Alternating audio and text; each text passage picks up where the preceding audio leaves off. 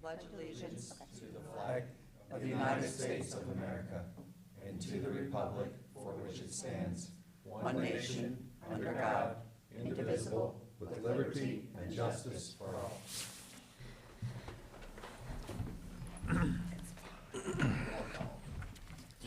Mrs. Lingo? here. Mrs. Moody? Here. Mr. Parsons? Here. Mr. Redding? Here. Mrs. Dosa? Here. Mr. George? Here. Y'all have a copy of the minutes of the October 19th meeting? Or any corrections or additions? I saw one very small one on page 4. Under Safety Streets, Joe Redding, the second bullet, Hickman needs trashed picked up. Trash. Just take off the ED on trashed.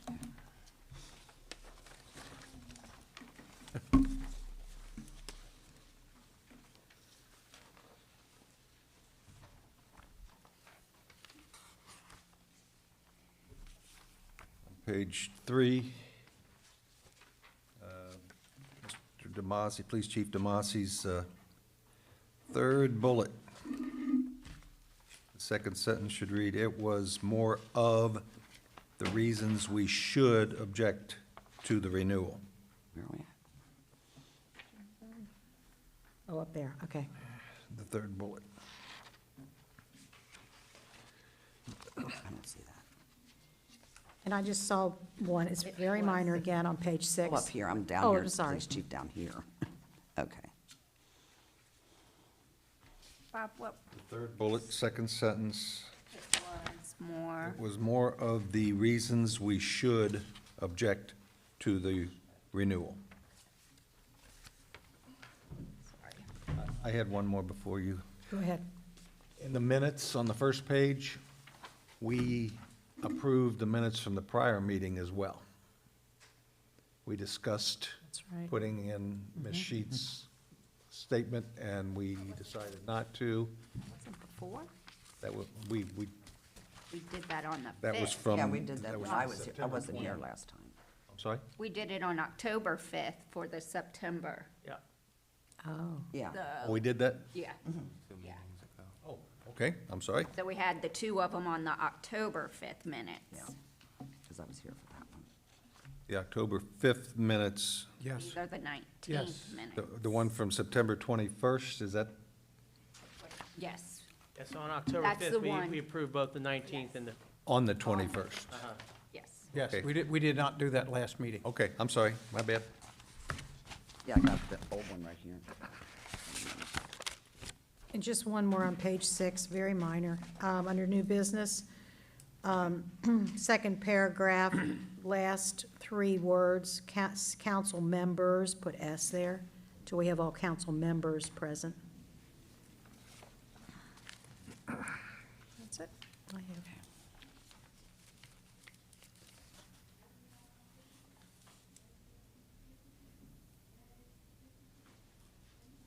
I still think we approved those minutes the last meeting, because that's when You know- Ms. Sheets resigned.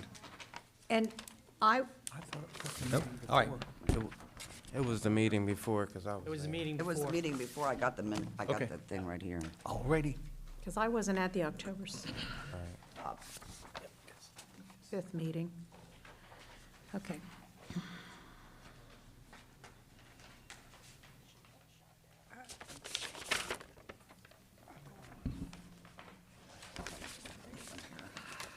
So you got an extra packet. Okay. Anybody like to make I a motion? make a motion to amend the minutes from October the 5th as, I'm sorry. 19th. 17th. Start over. I'd like to make a motion to amend the minutes, or to approve the minutes as amended. Okay, motion made by Mr. Redding, Second that? second by Mr. Parsons. All in favor? Aye. Aye. Opposed? Minutes are adopted. Correspondence. I do not have any correspondence. Does anybody else? No? Okay, guests and special events. Philip Denning, Executive Vice President of the Port Community and Economic Development Agency. Bill, did you want to No, just go ahead. Good seeing you. Should I do this? Is that easier? Yes. Hey, I'm Philip Denning. I'm from the Port. Thank you for having me. I want to give a little presentation. You should have it in your in front of you. Might have a few more too in my car, in case that's helpful.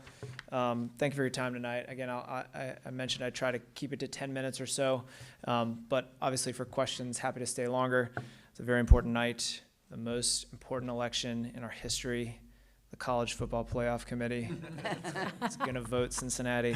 That's true. It's the only one that matters. A month ago or so, we presented to the Land Bank Board, which the Port manages, about what's happening with institutional investment in Hamilton County. Tom Weedman was on that board, asked us to come and do the same presentation to the joint committee of the Township Association and Municipal League. So we did that, and Cindy Sheets was at that and suggested that I come and give the same presentation here to Mount Healthy, and of course, happy to. Also been recruited to do the same to Mr. Mills up in Coleraine and elsewhere. So I want to do that tonight and talk about two things. A little bit about the land bank. Don't want to be pedantic, so stop me if you guys already know what I'm talking about with that. And then separately, just what's going on with single-family home purchases in Hamilton County. So you can flip pages. The Port has three primary business lines, as you may or may not know: industrial work, neighborhood work, which is inclusive of both residential and commercial, especially in commercial corridors, and then our public finance tools, which we use to support affordable housing, major developments, and other stuff. So we're also doing some other stuff. We're building a couple new homes here in Mount Healthy right now. The HERC is under construction on one or two of those homes. I don't recall if they're affordable or not. I think it was a few years ago we helped with cleanup for an abandoned gas station in Mount Healthy as well, so leveraged some US EPA funds for that. So things that are happening in Mount Healthy generally. The land bank, as you may already know in the next slide, was incorporated in 2011, and the mission really is about finding a way to put property back that has been vacant, blighted, and abandoned. And it was formed in 2011 out of the mortgage foreclosure crisis in 2008 and 2009. And that's a really important framing for why I'm standing in front of you today, because the market wasn't really addressing those properties at the time. We said, okay, we have to figure out what to do with these properties. We created a land bank. And we're just starting to get our arms around those properties when this new thing is happening that is really important, especially in less so in the center of the county, like the mortgage foreclosure crisis, and more so in some of the other parts of the county. So the next slide, the mission of the land bank is to put property back to productive use. What does that mean? Really, it's disposed to property owners in good standing. So, that's side lots to homeowners in good standing. We're selling to small developers so they can build new property on vacant land. We work a lot with CDCs and governmental jurisdictions to sell property to them for their uses, et cetera, et cetera. And as I said, we're still kind of working through how the land bank can continue to help municipalities like Mount Healthy and Coleraine and lots of other places throughout the county. So, page 5, what is going on? We started doing some research into home purchases, single-family home purchases, starting in 2013, 2014, up to the present. And it's important to share kind of how different this is than historically what investment capital had been doing inside our county. So typically, big investment trusts, whether that's California Teachers Retirement Association or other investment vehicles, they would invest in real estate trusts, REITs, and those are focused on B-class office property or C-class industrial property or retail strip centers. And so they'd assemble tons of this stuff across the nation, and they'd package it, and they'd kind of financialize one particular type of the market. And what we know now is that is happening with single-family homes. And in some places, that's happening especially in the South and the Southwest, that's happening with purpose-built new construction home communities. They'll go to Phoenix and they'll build 150 single-family homes, specifically to be rental homes, rental communities. What's happening in Hamilton County is different. They're not building or adding new net inventory to our county. They're essentially purchasing homeownership properties and transitioning them to permanent rental housing, and typically at rental rates which are shockingly high.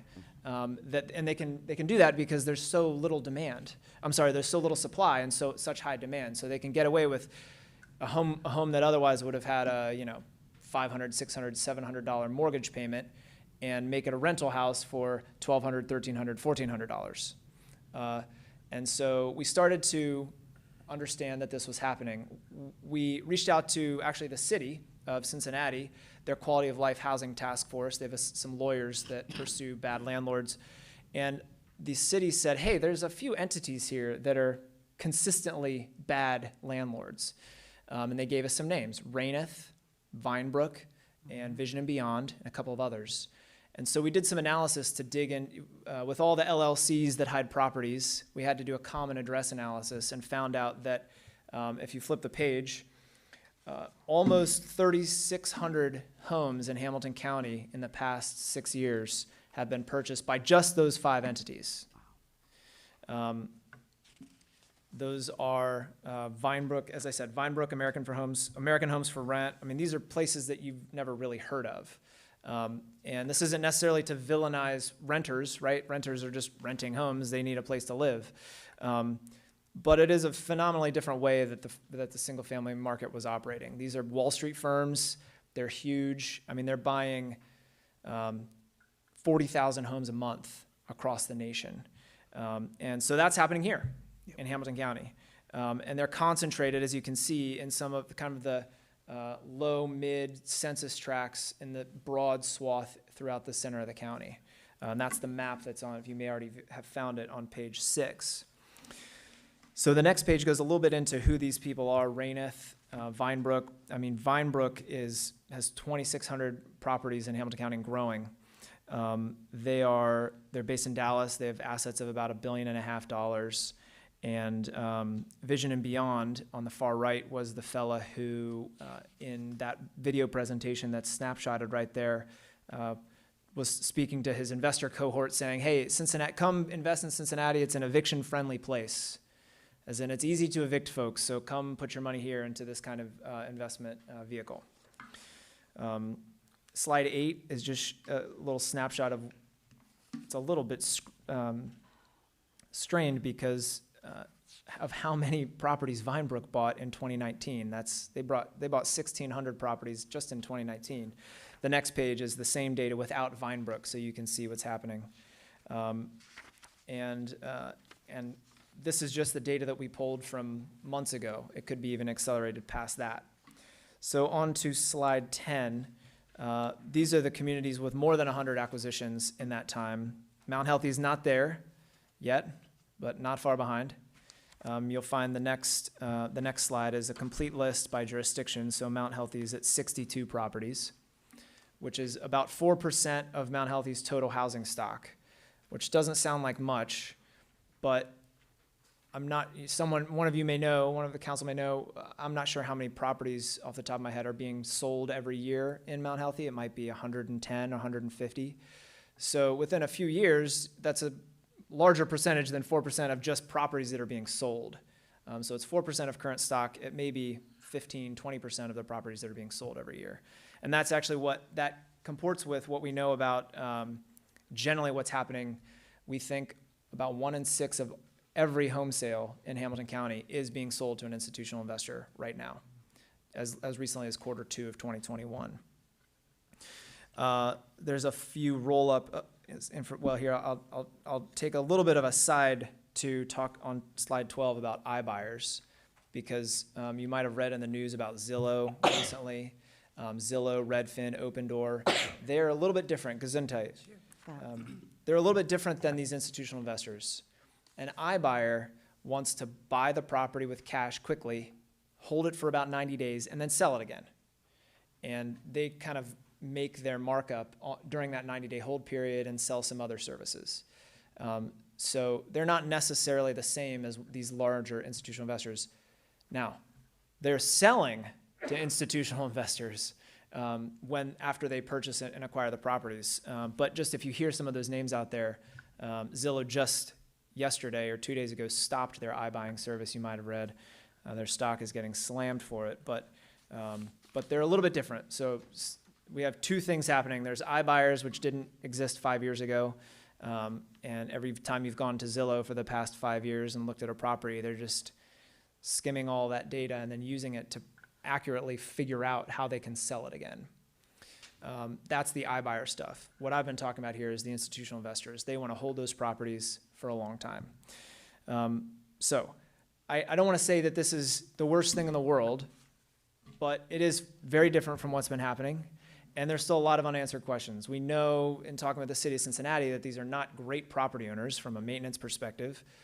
Are they going to invest in landscaping? Are they going to put new roofs on when it's time to put new roofs on? Are they going to evict folks at higher rates than otherwise their peers would? We don't know any of that yet. But the speed with which this is happening is worth talking about. Okay, that's about it. I'm happy to answer questions. But some of the information we presented to the Land Bank Board, Township Association, one of you be aware. Yes? So, for example, the Vinebrook, obviously, because they're big, they're out of the state, everything they buy is cash, correct? For the most part, that's what it seems like. Again, there's not a terrible amount of transparency about how they're buying, but yes, they are attractive to a seller that, here in Mount Healthy, because they are typically buying with all cash. Mm-hmm. They're closing without question within a tight time frame. So from a buyer's perspective, it's an attractive thing. Right. Right? It's almost more certain. Now, are they getting the full market value of their home? I don't know. But yes, typically that's what we're finding. Are they affiliated with a bank at all, Vinebrook, a national bank or any banks? I would say likely no. It's more of an equity play. It's searching for that, 10, 11, 12, 13, 14, 15, 16% return that voracious capital is searching for. So it's actually more on the equity side than the bank. Is Zillow affiliated with any? Zillow is in that iBuyer category. So they don't want to own the properties for a long time. Right. They just want to buy them quick, sell them again. And Zillow's whole play is that they want to sell you. You sell. If I'm Zillow and you sell me your house, then I want to hook you up to Zillow Mortgage and Zillow Title, and that sell you all those other services and kind of put all those other people out of business. So that's kind of what Zillow was in it for. Although now they've stopped, so who knows where that's going. But the investor is there for the long haul. Okay. And one other question. I'm sorry. One other question on the summary page, where it says amidst the COVID-19 pandemic, Vinebrook has provided limited payment plans and not granted any direct rent reductions. Can you go into detail about that? Certainly. So the source from that is from Vinebrook's shareholder report. And they were essentially, making sure their shareholders knew that even during the pandemic, they weren't budging on rent. Okay. They weren't they weren't helping people out. They weren't being flexible. They were sticking to their guns and making people pay or evicting. Yeah. Yes, sir. Are they buying generally, it sounds like they're buying from independent owners that want to sell. Are they getting foreclosures and other things as well? Good question. I think it's a mix. I think most of their acquisitions are just from sellers. What we are finding through the land bank is that the properties that are on the foreclosure list are many, many fewer than there were. Mm-hmm. And so that could be the Vinebrooks of the world. It could be, I would call them retail investors, mom and pops. But yeah, 5 years ago, it might be on that foreclosure list or on the forfeited list. And tell me if you need any definitions there.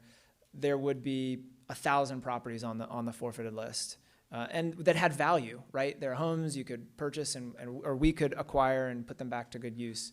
And we're finding that there's 300 properties, and they're just vacant land. So the environment means that there's a lot more competition for those properties. Yeah. We would like to have owner-occupied homes, of course. Is there anything we can do to prevent this? I don't have great answers there. I No will is the say that, answer. yeah, I will say that one thing we're looking at right now, which is a big change for the land bank, who is focused only on blighted vacant houses for forever, is we're looking at some opportunities to leverage private capital, debt really, kind of jump in the middle and start purchasing some of these portfolios as they get foreclosed, right? And then transition them away from rental back into homeownership through homeownership counseling. Hopefully it's to those exact same renters. So we're literally, as we speak, running around in the office like chickens with their heads cut off, trying to figure that out. What is the pro forma? What debt can we support? At what value do we have to purchase these properties? What's the rent? What's the homeownership counseling? What's the whole pipeline? So we're working on it because, frankly, there's no other entity in the county that's built to do that. But right now, it feels like that's the only antidote, is marshal a bunch of capital and buy them first. And then just be patient and figure out how to get them back to homeownership.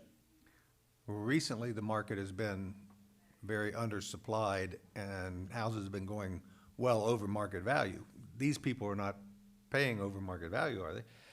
I don't have an answer to that. I think what Zillow, when I talked with Zillow, which is not an institutional buyer, but I talked with Zillow 4 weeks ago, and they said they were paying between 98 and 103% of market.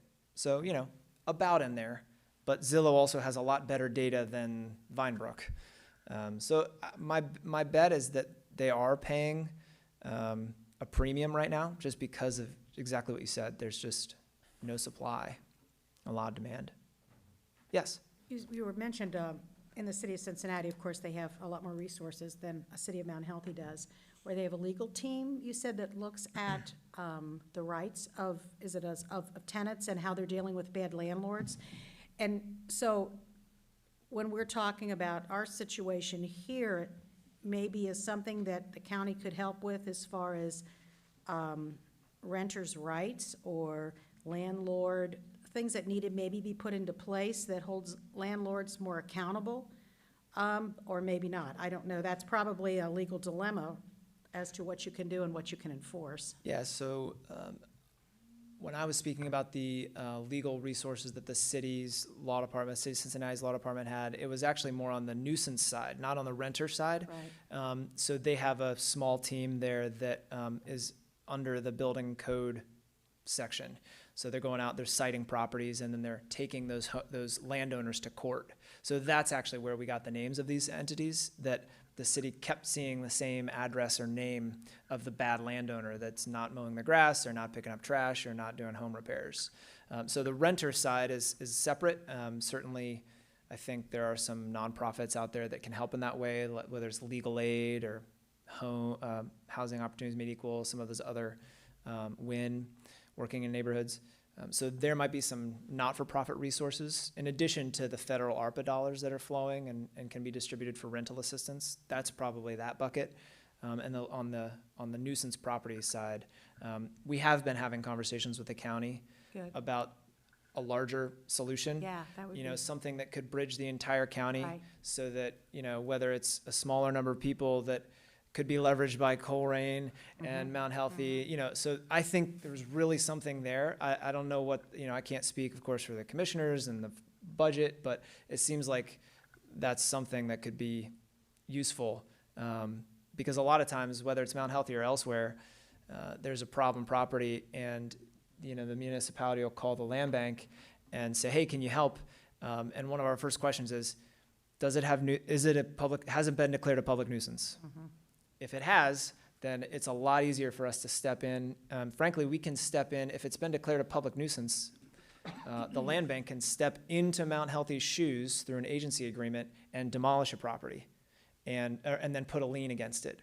Or we can fix the problem and put a lien against it to hold that property owner to account. But that starts with code enforcement. Right. So, But just to kind of go on that, a couple things is that we have one property that we're currently working with HERCOM that we got through the bank, good. got through the port. We've had multiple land bank properties that we've worked with you on, that we are still either land banking. Another good example is one we'll be working through again on Hickman with the split of the two property owners and so forth. So that's probably where we've done the most. You've torn down properties for us. We've definitely gone down that path. And then the last one, you did work with us on it, but we just recently, you may not even know this, just received additional funding to go to the next phase on the Compton Road, the old tire store there that we ran into issues with when Cindy was trying to buy the glass shop, to take that to the next phase, which is a big grant opportunity there. So we've definitely partnered in a lot of different ways. Great. Any other questions? Thank you. Thank you very much for having me. Appreciate it. Oh, wait, Thank you for Joe has a coming. question. Sorry. So, what's, just a real quick couple minutes, what's on the agenda for the port, say in 2022? What do you look, some of your bigger items? Yeah, well, we just talked about one of them, frankly. There have been a couple of To these. get into this This world. game, I yep. really think. I think that this is not a space that any other. There are a lot of advocates out there in the nonprofit world and for-profit world advocating about housing and affordable housing, but there are not really that many entities set up to go do something. And whether it's a portfolio that's being floated for purchase of these homes through receivership. There's actually 2 of those that I know about, that there's groups of homes between 50 and 200 homes that are in receivership and being sold, and investors are like, yeah, we'll take that right now. So stepping in and doing that, that's a big priority. I just had a conversation with LISC last week about another priority that's focused more on commercial corridors. The Port and the Land Bank have spent a lot of time and resources focused on commercial corridors in the city of Cincinnati, but it's really time to start bridging out further into the county into some commercial corridors to focus on sites of opportunity for multifamily housing, whatever that looks like. And it's going to take a little while. I think it's going to be about plotting a chart, getting a letter of intent, getting a purchase option, marshaling a plan, starting to lobby for funding from the county. But I think it's important for us to start marching down that path with some county jurisdictions. So those are 2 big things. And the other sides, we're focused a lot on industrial. We have submitted a Build Back Better application to the federal government for the first tranche of $500,000, and the second tranche will be an award of $25 to $75 million. The federal government's going to award about 50 of those. So that was focused on manufacturing this corridor kind of up along through Reading Road in a big way.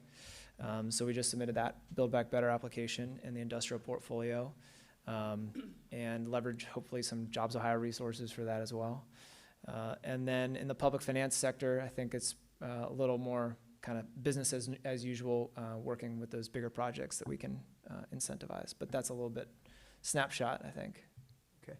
There's just one final question. On these equity plays, do you think this is a long-term thing? You're going to see this more and more, or do you think it's going to kind of level off as demand for renting, kind of evens out?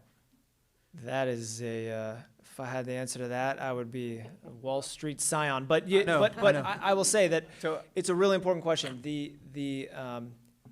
COVID started, and we had conversations inside of the port and the land bank like, oh my gosh, this is going to be terrible. People are going to lose their jobs. There's going to be mass evictions and foreclosures. There's going to be another foreclosure crisis. Like, that's kind of what we were thinking. And boy, did that not happen. Right. Real estate did not go down. It went way up. Yep. And so really it is an epic battle between baby boomers and millennials fighting over the same limited supply of housing. I mean, that's where we are, right? So I really don't know the answer to that question. Okay. I'm interested in your No. thoughts and others, because it might change how we approach, what we can do to help neighborhoods and communities. Yeah, I think some of this is driven by interest rates, such a low cost on debt, Yeah. right? Yeah. That people are looking for other places besides the market, and Sure. God knows they're not going to buy treasuries so I was just, maybe Yeah. as interest rates rise to a more reasonable level, we might see some pulling away from it. Yeah, you might, so I will answer your question a little bit. you might find that there's a differentiation in this institutional investor space, that a lot of the investment is going to shunt into this new construction world of Phoenix and Mesa, Arizona, where they're going to go and it's going to just be about building wholesale communities there. And what's happening here might be more risky, right? Less margin definitely than Less what you're gonna margin, see in- yeah, you have these, they're 100-year-old homes, 80-year-old homes, there's a lot more uncertainty than there is in just brand new bricks and sticks built out, or not even bricks, stucco, in the desert. So there might be a distinction there in how the capital markets are moving. I'm not sure which way they go or how long they take, but, we'll see. You know, I've seen it in Liberty, up in Liberty Township in the Butler County area also, so, yeah, it's very interesting. Yeah, but along that point, I was just speaking with the land bank director in Montgomery County, and they have a very similar number of homes bought by Vinebrook over the same period. So it's really, it's in a lot of places. Yep. Great. They're asking some serious rent. Just across the street from my son, they were asking $2,300 a month. Comes out to $27,000 a year, and it's Yep. like, And it's the kind of thing that a few years ago, would have been rented, if rented at all, it would have been, there would have been a mortgage payment for under $1,000 on it. So it's a big change. Yep. Yeah. Well, thank you very much. you. My contact information is at the back. Please feel free to reach out. I'm happy to answer questions on this topic or anything that the Porter or the Land Bank can do. Thank you very much. Thank you very much. Thank you. Okay. Where are we? Public input. Mr. Cook, are we seeing any increase in rental registrations?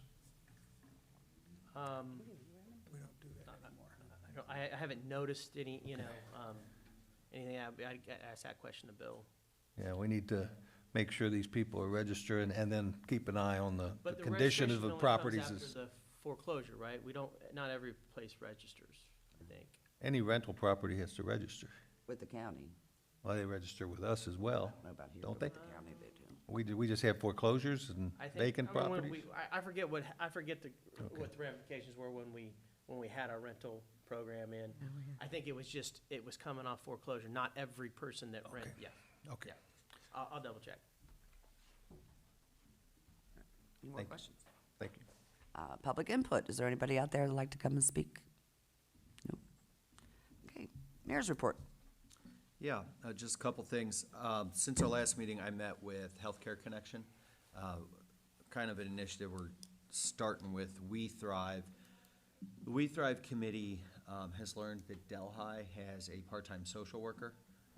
It's work a few hours a week, similarly to kind of like how we use Bill Knight for properties. And what they do is when there's frequent flyers, like with police and fire, police and fire will work and get the names and the issues at hand with a lot of these people. And then the social worker will come in and contact those people and try to figure out what needs they have. Because too often, as we know, our fire department's driving people down to the, ER just for a cold or going to the same house multiple times a day, responding to calls. So Delhi has this, and it was brought up at We Thrive, maybe we should look into it. So I wanted to talk to the existing groups first that are in Mount Healthy to see what already exists before we even thought about going down the road of adding staff. So I met with them, and it was very positive. I was really impressed that they're already working on this issue. They've added 2 case managers, actually, to our community. They're adding community health workers, which includes behavioral health in that. And they are interested in doing like a coordination of care plan. So possibly we could refer people to them if that happens. So very preliminarily, just kind of tossing around ideas that we can maybe utilize them instead of, recreating what Delhi did. We already have a service here. And they were very open to it. So we're just starting conversations. I have another meeting set up with UC. UC Health now has a crisis unit that our emergency services can use if there's someone having a mental health breakdown. So if there's someone suicidal, for example, UC Health would respond at first instead of the police necessarily. Then they could call the police. Police would be on standby, ready to go. And it's been very successful. So there are some resources out there that I'm thinking that it could help our police and fire and alleviate some of the stressors we've had for a long time. So we're just starting those conversations, see what we can do, what the needs are. I haven't taken any of this to the police chief or fire chief yet, so we will. I just know those are needs that came from them. So this is slow, just starting conversations around the community and see what we can do, but I just want you to know that conversation's out there. It was very helpful with Healthcare Connection. They also are about to open up their school health clinic, and they're actually having a booster clinic for teachers on November 12th, and they just announced that anyone in the community who's eligible for a booster will be able to get it at the high school that day as well. There won't be students in session. Students are going to be virtual. So if you're eligible, I'll find out the details. This was just announced tonight, so I didn't get all the details, but it'll be November 12th at the high school. I'm sure more information will be coming out from both of them. Yeah, the students are going to be remote that day for this purpose because the teachers are getting boosters. Teachers will be at the school, students at home, so the teachers can go down and get their shots, and they want to invite the community in to get shots as well. So it's great that they're reaching out, building those relationships. I may have them come in Will a there be couple any- months, sorry. Yeah, will there be anything posted publicly about it? Yeah, or- yeah, Okay. there will. They sent out a mass text and social media to people that are already enrolled in the school's notification system. So like parents have already gotten that. Okay. But the larger community hasn't yet. So I'm gonna talk to Okay. Missy Knight at the school district and share that with everyone.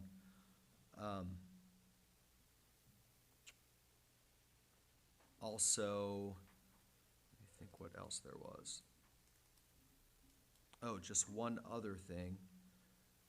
Betty Bullis is reaching out preemptively, has filed an artworks application to get murals in town. And she is kind of taking off and working with that. Really just the preliminary application was due, not identifying any buildings yet or anything else. You have to go through the first phase, and then we would start talking about where things would go and how funding would work. But she did do that, so I wanted to relay that message back. One of the ideas was maybe an underground railroad mural on the building at the northwest corner that's owned by Sauer, that had the shoe store in it, or has the shoe Right. store in it, because that was Underground Railroad Right. stop. Chris Gearman has also mentioned he would love to have the original mural that they had at one point. There was the windmills and tulips all along the side of the building. So there's the- some good ideas And out the there. records, we had, what record place was here? Yeah, the old Jewel Records, Jewel and we Records, own yeah. that property now. Right, so that would be a awesome. Great, and we already have the shelter there. Yeah. So we have some great opportunities. So she's just did the very initial application, no properties down there yet, no promises of funding that we would have to put in. Just want to let you know that that's out there. And then there's something else. It's slipping. I think that's it. Thank you. Any questions? Safety Service Director, Mr. Coker. Thanks. Just a couple items tonight. The budget we'll get to finance later this week, hopefully Thursday or so, for the first round of that. We kind of touched on it earlier with the port discussion, but Hickman, in talking with our legal counsel, it's a little different than some of the vacating of properties, because we vacated alleys before in the past, paper alleys. This is actually a property. We may have to have one additional step of maybe moving it to the CIC, and then we can just do it that way. So I'm gonna finish that off or have that discussion with Scott tomorrow to figure out what that process might be. And for those on the CIC, that might mean a quick meeting before a council meeting, just to get that executed, and we just get it done right. The property owners down there have submitted the plots and the surveys and so forth, so that is moving along. And there was a summary there from Greg. He did a good job on kind of what's going on the streets down there. Thought that was helpful. Yeah, it's real helpful. Hopefully get things buttoned up. And then the only other thing, I just wanted to, I sent out an email and got some response back. The whole Red Line property is still kind of You're right, I mean, we've been waiting on the port to try to get it, but there's always a legal wrangling of things that are going on, and it was, I got an email back tonight that said that, bear with me, I'm sorry here. While you're doing that, the thing I forgot, I did meet with Chris, who has given me more concerns about that Yeah. one property, and he really asks that we, when we get to this, while Bill's looking it up, he does ask that we waive the 2 reading rule on it and pass it as emergency, so we can enforce it on any of the businesses that are in violation. So basically, the email from the port was that, that it's gone back into receivership. You can purchase directly from there. We may want, there's some maneuvering that you gotta do to do that, but they think that's where the price is gonna be that I mentioned in the email. So if it's something we wanna get serious about, I think there's ways that we can, probably even do that, potentially even without a loan, through the general fund or something like that. So it's just been an eyesore problem property, and it might be worthwhile. So, Yeah, and if I can just say, we had residents that made the trip all the way to Columbus, and this property impacted the residential area a lot.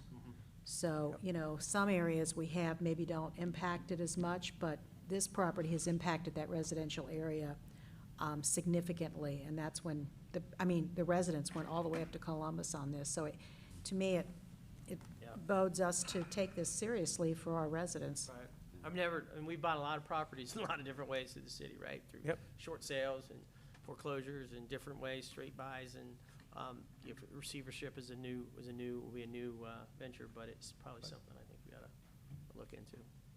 Yeah, I know I did not respond to your email, but I'm definitely for it, so. Yeah. I Me mean, too. the host was to try to get it, the port, get it through the foreclosure, or through the delinquency program, but, a lot of times people just make one move to kind of continue to kick that can down the road, and that's kind of where we're at with it. And, when I'm gonna, again, talk with Scott about that tomorrow, to see if that's something that his firm can help with. Sometimes these are so specialized kinds of things that you might need, there's probably a few people out there. I heard that, it's usually a flat fee of something that, for an attorney, nothing egregious, that could help us make sure we get it secured. So I'll find out more and continue to fill everybody in. Thank you. I think we should get it, if we can at all. Yep, get it. okay. Yeah. Great, thanks for the direction. And that's all I have tonight. Okay, thank you. Any other questions? All right. We have no second readings for ordinances or resolutions, but we do have some first readings on ordinances. Ordinance number 21-1968, an ordinance accepting plat of public storm sewer easement for sewer purposes located near the addresses ranging within 7941 to 8005 on Elizabeth Street. Discussion. It's really actually great timing because some of those pictures Yeah. showed the culvert, almost the final piece of that. So, this just will finalize the recording of the easement that we have down there. We've had all the signatures. There's just this piece of legislation, so we can take a first reading tonight, or if you want to pass it, either way.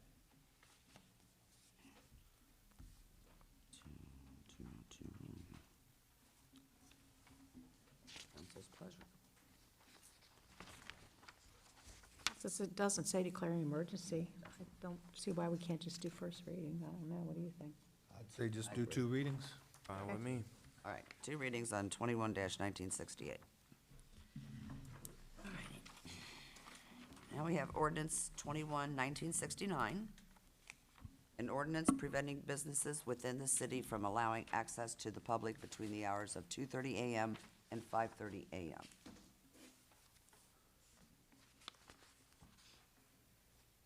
This is the one you were just speaking about.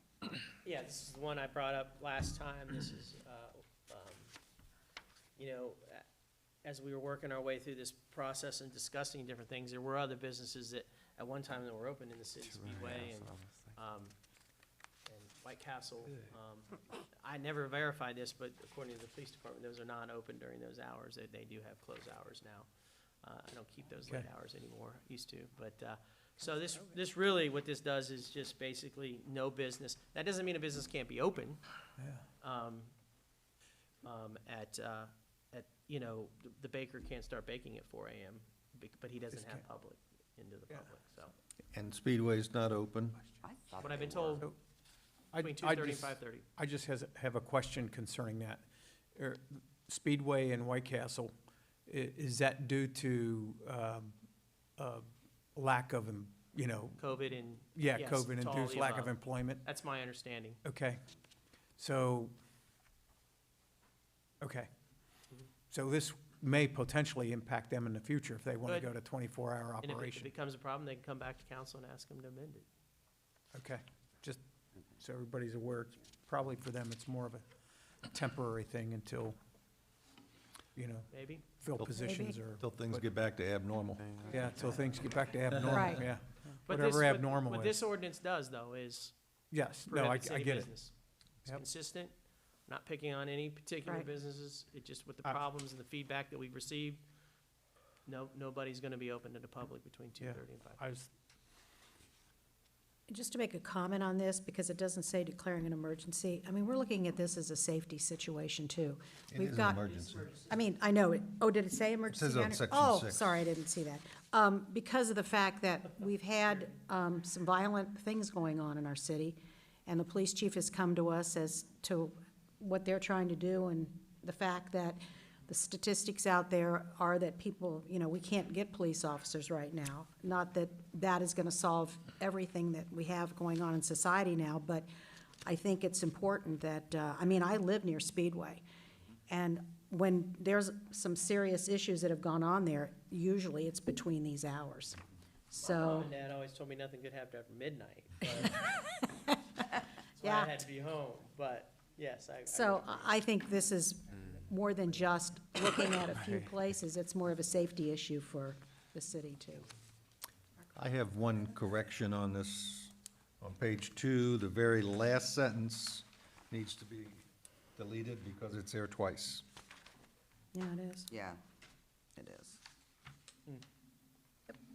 Oh, yeah.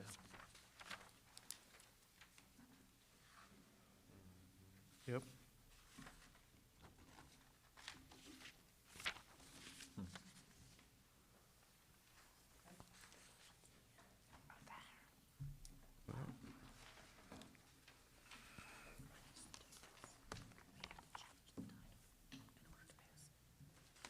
I make a motion that we suspend with the 2 reading rule. I'll second. Motion made by Mrs. Moody, second by Mr. George. Roll call. Mrs. Lingo? Aye. Ms. Moody? Aye. Mr. Parsons? Aye. Mr. Redding? Aye, Mrs. Dosa? Aye. Mr. George? Aye. Two reading rule has been suspended. I make a motion that we adopt ordinance 21-1969 as amended. Motion by Mr. Second. Parsons, second by Mr. Redding. Roll call, please. Mrs. Lingo? Aye. Ms. Moody? Aye. Mr. Parsons? Aye. Mr. Redding? aye, Mrs. Dosa? Aye. Mr. George? Aye. Okay, ordinance 21-1969 has been approved, adopted, sorry. Okay, next, we have an ordinance 21-1970, an ordinance assessing cost of the removal of high grass and weeds and declaring an emergency.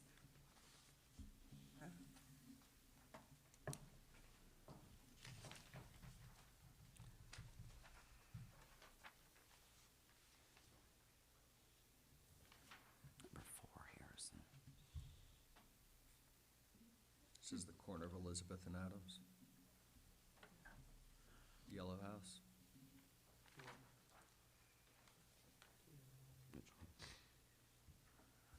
Looking at the address on Harrison, Yeah. Oh, wait. Sorry, I'm looking at the wrong one. number 11. I was gonna ask that too, number 4, where's that? Wait a minute, I'm looking at the wrong one. Sorry. I'm all mixed up tonight. Apologize. I was looking at 71. I just never seen that address like that. I got it. I think it should. Look up the parcel number real fast, Yeah. see what the actual address. Wait. This one right here.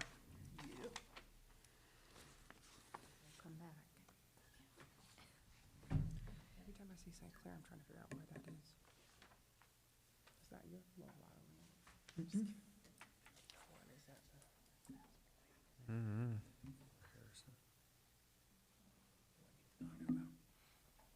Across the street. Okay.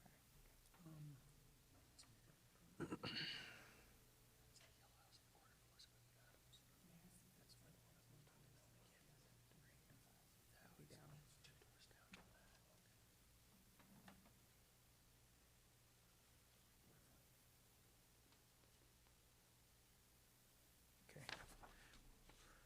Are you waiting on me for something? We're- Yeah, we were People are asked the looking at the question, address. On number number 11, 11. it just says 4 Harrison. Four. It's a lot, it's an empty lot, there's trees. Oh, Okay. so that's Yeah. why it's, oh, so it's Number listed 4. correctly? Yeah. Oh, okay, great. We were just Sorry. curious sorry. about that address. Yeah, we were All close. staring at.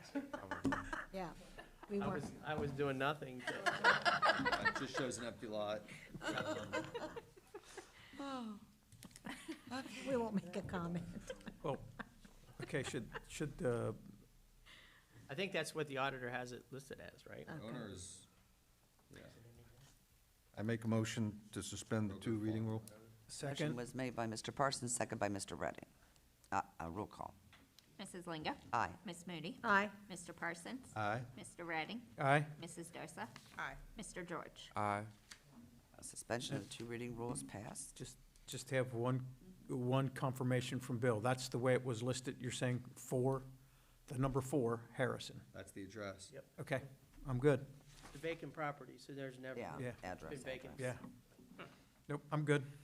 Okay. I make a motion to adopt Mr. Redding made a motion to adopt, I'll second. ordinance 21-1970. seconded by Mr. George. Roll call. Mrs. Lingo? Aye. Ms. Moody? Aye. Mr. Parsons? Aye. Mr. Redding? Aye, Mrs. Dosa? Aye. Mr. George? Aye. Ordinance 21-1970 has been adopted. And the last piece of legislature is ordinance 21-1971. An ordinance assessing cost of the removal of litter, rubbish, and garbage and declaring an emergency. This is the one that's on the corner of Elizabeth and Adams, sorry. yes. Okay. Is this the property that the lady was here about last? No, No, this okay. is 2 doors down from the Oh. one she's having trouble with. and Okay. 3 doors down from where she lives. This one, someone moved out and just left stuff everywhere, couches, garbage. Can't they be fined for that? Can't they be fined for that? Do I? So I'm surprised it can't be fined for that. Well, that's what we're doing. Essentially, they are fine, $489. 68. If they pay it. If they pay it. Well, it'll be assessed to the Huh? property. Property It's a property taxes. tax. Yeah. Yep. If they pay it. Yep. I make a motion to suspend the 2 reading rule. Motion was made by Mr. Redding, I'll second. seconded by Mr. George. Roll call. Mrs. Lingo? Aye. Ms. Moody? Aye. Mr. Parsons? Aye. Mr. Redding? Aye, Mrs. Dosa? Aye. Mr. George? Aye. Okay, suspension of 2 reading rules passed.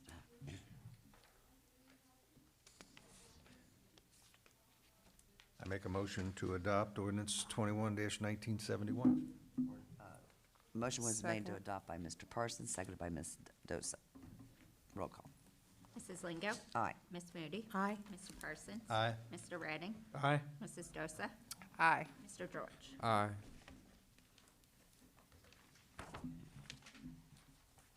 Old business. Does anybody have any old business? Oh, Yes. I'd just like to ask, I saw that they've been working on the property that we just purchased where the auto repair place was. Just take, Yeah, so they're just taking down the signs and that. There's nothing going in there right now. no, Yeah, no. it's amazing how that parking lot's really opened up. There's a lot better parking spaces right now. Yeah, yeah. Okay, just asking that. And the other thing was about the concern that we've been hearing about taking away the light, at Perry and Compton. I can't remember what municipality I was in, it was near here. Raised crosswalks have been put into some of areas that are potentially dangerous areas. And I'll tell you, it makes you stop because they're raised enough that you can't go fast over those crosswalks.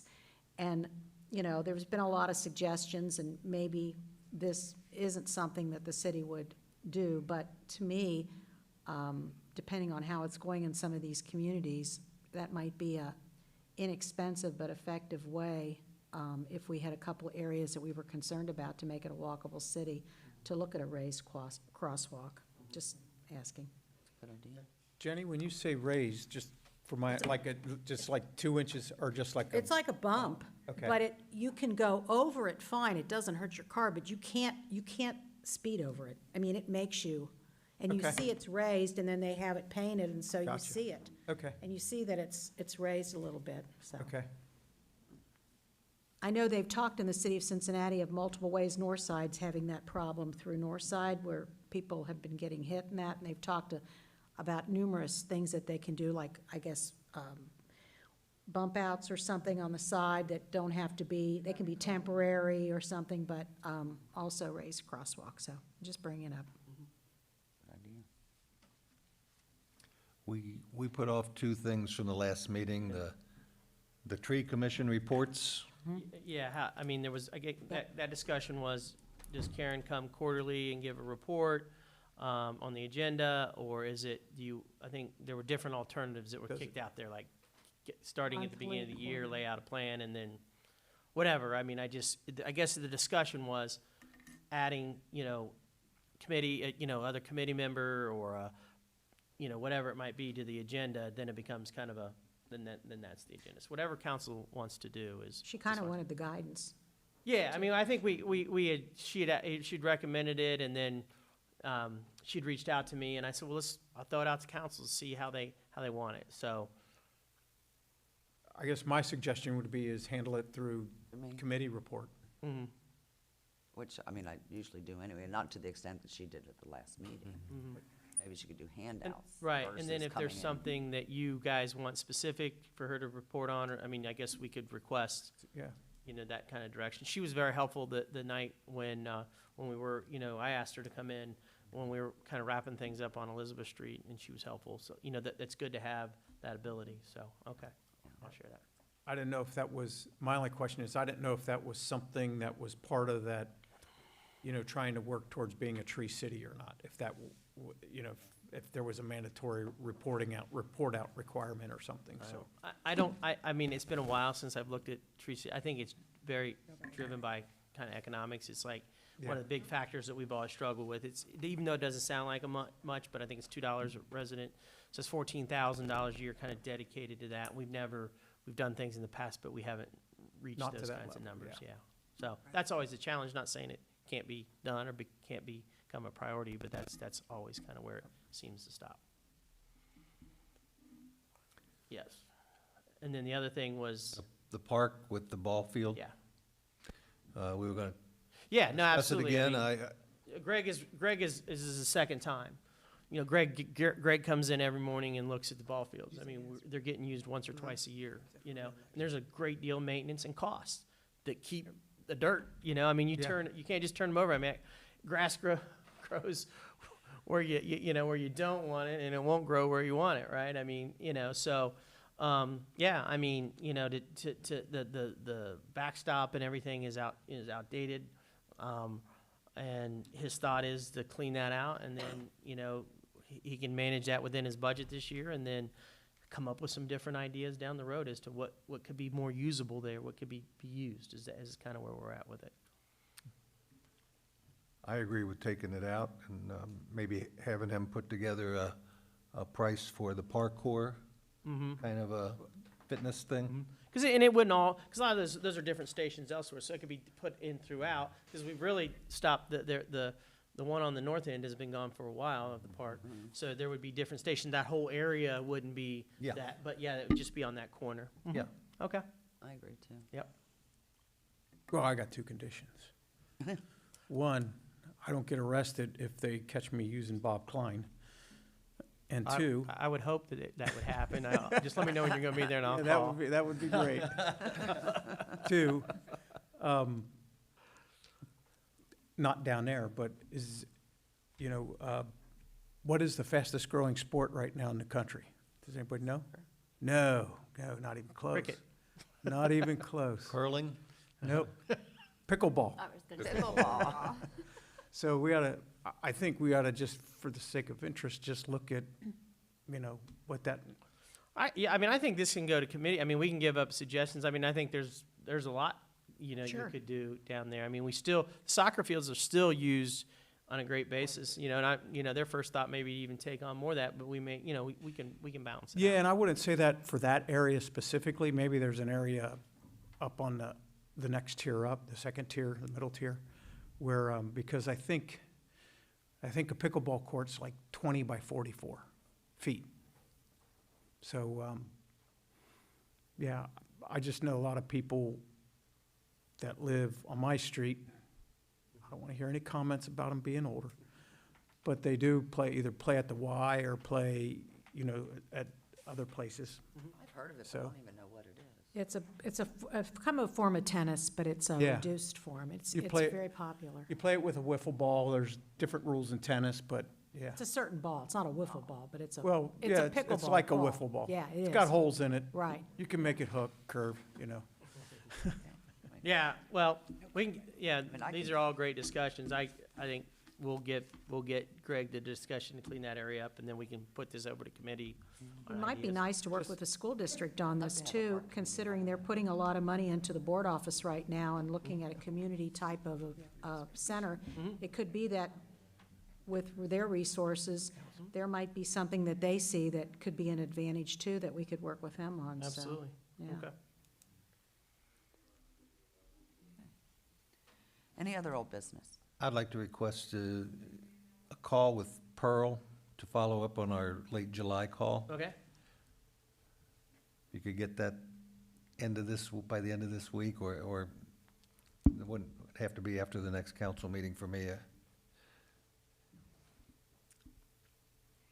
I'll resurrect that email and ask for that. And, I mean, I know we have to be careful, I mean, about how many council members, I mean, I know we're not doing any kind of business. I guess I'll talk to Scott to make sure we word it. You know, I want to invite everybody, but I don't know if we can, you know, I guess we can do that. Just to right? follow up on the actions that No, I understand they that, but committed to. But last time there was only 2 council Yeah, members. Mr. Redding and myself Yeah. were on there, you know. Yeah, I just want to make sure, I just don't want to, you know, exclude anybody if there's an interest, but I think we need to be careful on how many people can be on that call. Okay. All right. New business. Mrs. Moody? I just wanted to bring up that last Friday, Hamilton County brought their resource van to Trinity. That parking lot was packed. There were people lined about the door. 75 people showed up for assistance in various forms. Hamilton County was like pretty much blown away by. And I know there were people there also every Friday from 11 to 5. You can get a booster or vaccination. They have all 3. And they were upstairs, and there were people that I know going there for a vaccine that were like, where do we park? So it was good. And so they're going to be coming back again to our area.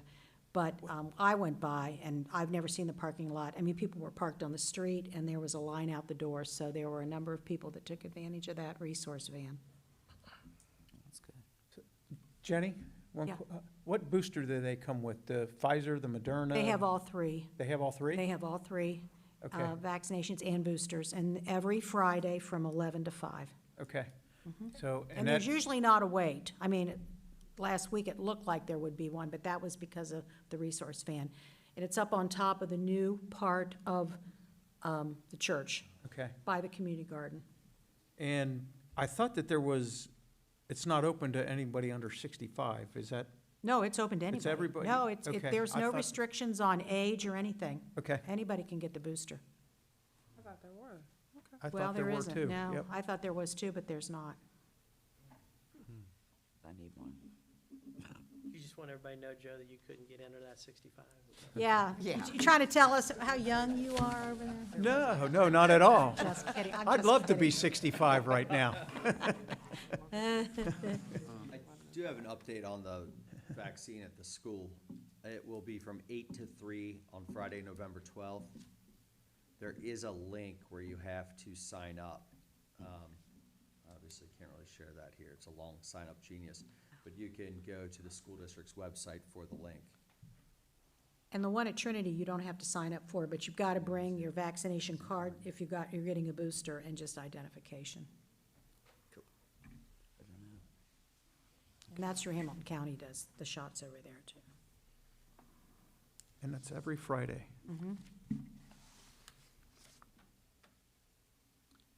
Any other new business? For the Finance Committee, Mr. Coker will be sending the budget out later this week. I am not going to be available for the next council meeting, so I will have Mr. Coker announce when the meeting to go over the budget will be. It'll be after our next council meeting, Okay. but you'll have time to look at the it. budget. Okay, Okay. sounds good. Oh, so you want me to do that at our next meeting? At the next meeting, Okay. yeah, I'll have to Yeah, I mean, if you guys. talk to the give me committee and come up okay, with a perfect. time. You'll and- give me that direction. Okay. Yeah. Got it. Excuse me. Okay, any other new business? Okay. Well, I'm not doing it. I make a motion that we adjourn. Motion was made by Mr. George. I second. Second by Ms. Moody. All those in favor? Aye. Opposed? Meeting is adjourned. Thank you. Short one considering.